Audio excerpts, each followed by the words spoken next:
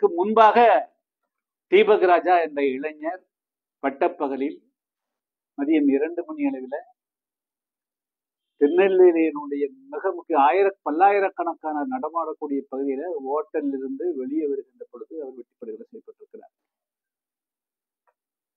கேட்டால் இது ஜாதி ரீதியான படுகொலை இல்லை என்று வலிந்து சொல்லுகிறார்கள்.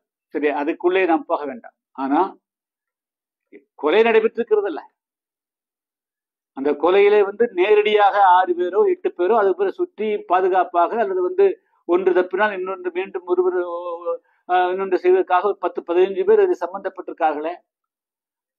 அவர் கூலிப்படையின் மூலமாக கொல்லப்பட்டது என்ற செய்தி வெளியிடப்படுகிறது.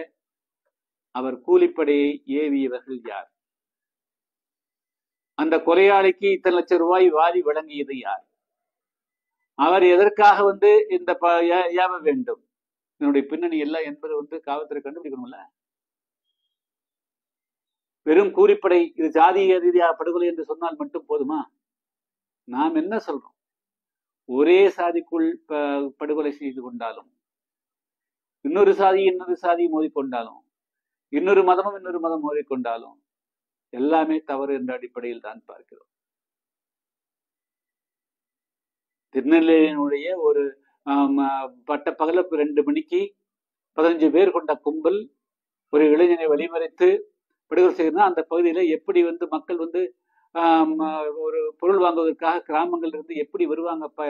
எந்த நேரத்தில் என்ன நடக்குமோ அச்சம் தானே நிலவும். அங்க எப்படி பெரிய தொழிற்சாலைகள் வரும்? நல்ல கல்விக்கூடங்கள் எப்படி வர வைக்க முடியும்?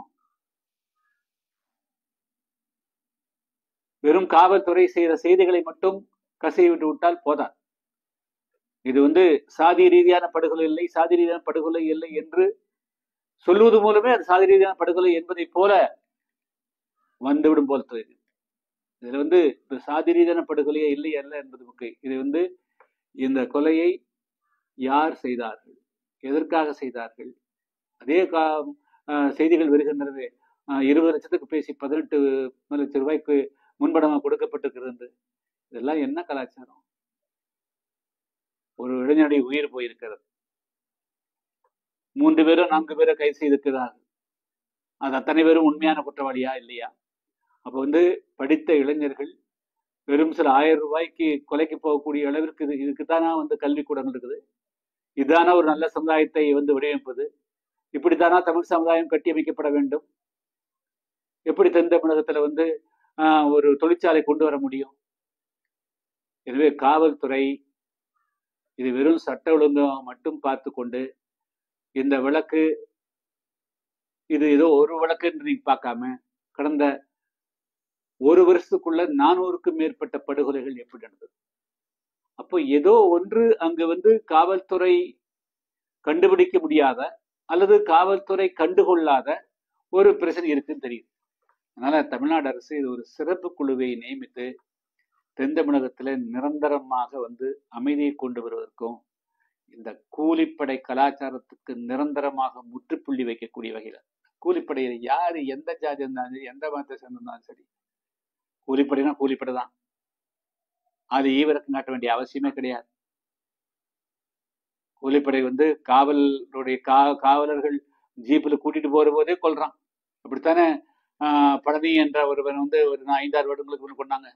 சிறைக்குள் எப்படி மரணம் நடக்குது?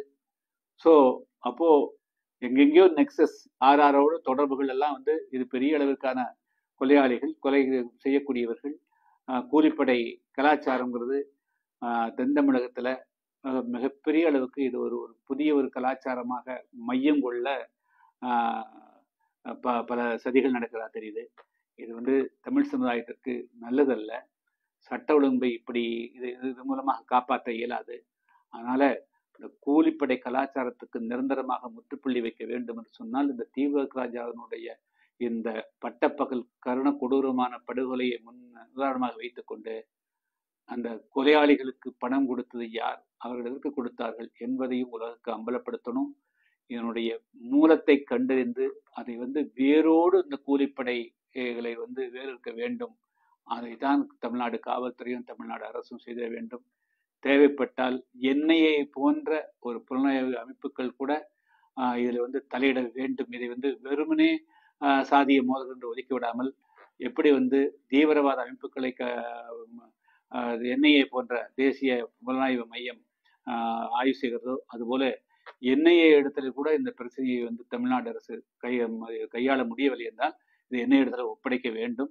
ஒட்டுமொத்தத்தில் தென் தமிழகத்தில் அமைதி நிலவ வேண்டும். அமைதி நிலவ வேண்டும் என்று சொன்னால் இப்பொழுது புதிதாக உருவெடுக்கக்கூடிய இந்த கூலிப்படை கலாச்சாரத்திற்கு நிரந்தரமான முற்றுப்புள்ளி வைக்க வேண்டும் என்பதே எனது வேண்டுகோள் ஆகும்.